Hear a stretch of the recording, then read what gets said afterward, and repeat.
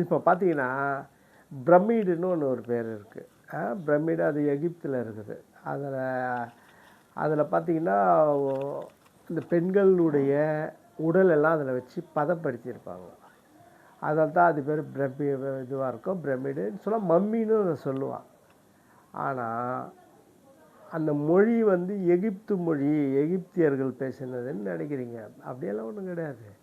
ஏன்னா நம்மக்கிட்ட இருந்தது, ஆரியர்கள் வர்றதுக்கு முன்னாடி நம்மக்கிட்ட இருந்தது இடுகாடு தான், சுடுகாடு கிடையாது. அப்போ இடுகாடுன்னு இடு காடு, இடுற காடு, அதுதான் இடுகாடு. அப்போது இடுதல் என்பது பிணத்தை தான் அதில் இடுறாங்க. அதனால தான் அது இடுகாடு.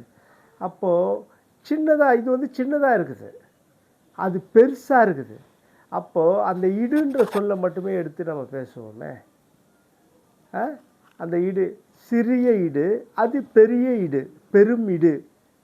புரியுதுங்களா? பெருமிடு, பெருமிடுன்றது பிரமிடு அப்படின்னு மறுவிச்சு. இவ்வளோதான். இது தமிழ்ச்சொல். இது அறிவியல் பூர்வமான ஒரு தமிழ்ச்சொல். அடுத்து பார்த்திங்கன்னா அனகொண்டான்னு ஒரு பெரிய பாம்பு இருக்கும். அது எந்தெந்த ஆப்பிரிக்கா காடில் இருக்குது, அமெரிக்க காடுகளில் இருக்குது, அமேசான் காடுகளில் இருக்குது, எல்லா இடத்துலையும் இருக்குது அது.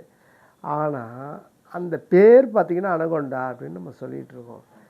அது எவ்வளோ நீட்டு இருக்குது? கிட்டத்தட்ட 40 அடி நீளம் இருக்கும். அது குட்டியே 20 அடி நீளம் இருக்கும். அப்போ அது பெரிய பாம்பு 40 அடி நீளம் இருக்கும். அதுக்கு ஏன் அனகொண்டான்னு பேர் வச்சாங்க அப்படின்னா, அது ஆணை எவ்வளோ பெருசு இருக்கும், யானை எவ்வளோ பெருசு இருக்கும் தெரியுதுங்களா?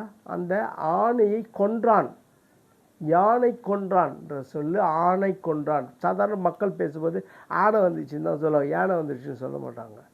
அதுபோல் அந்த ஆணை கொன்றான், அந்த சொல்லு மருவி ஆணை கொன்றான், ஆனை கொண்டா, ஆணைக்கு யானை கொண்டான் அப்படின்ற சொல்லு தான் மருவி அனகொண்டா அப்படின்னு மாறிச்சு.